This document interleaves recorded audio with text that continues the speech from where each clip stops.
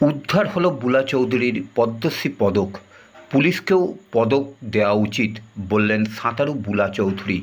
পদ্মশ্রী ও অর্জুন পুরস্কার প্রাপ্ত সাঁতারু বুলা চৌধুরীর বাড়ি থেকে পদক চুরি অভিযোগ হয়েছিল গত 15ই আগস্ট। সেই অভিযোগে মূল অভিযুক্ত শেখ শামীম সহ 3 জনকে গ্রেপ্তার করে পুলিশ। উদ্ধার আরও 13টি পদক। আজ শ্রীরামপুরে ডিসিপি অফিসে উদ্ধার হওয়া পদক দেখান পুলিশ।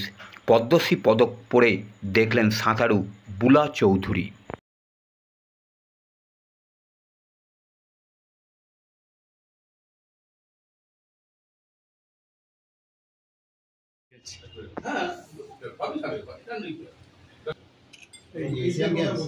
দেখি একটু মাসে একটু সাড়ে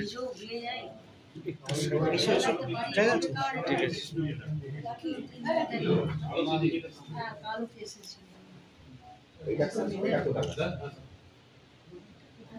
এইটাই বারবার যেটা বলছিলাম সেটা হচ্ছে আমার শ্রীলঙ্কা একটা সাপ গেম, একটু যে কেউ দেখে বলবে এটা অরিজিনাল সোনা, দেখে ওটা তো নিয়ে যাবে। আজ 91-এ পেয়েছে, এত বছর এখনো চকচক করছে, কোনো পলিশ কোনো পরিষ্কার ছাড়া, স্বাভাবিকভাবে এটা নেবে। এটা আমার একটা দুটো এখনো দুটো মিসিং, এখন ওই সেদিনকে একটা দেখেছিলাম আর আজকে এখানে 3টে দেখছি।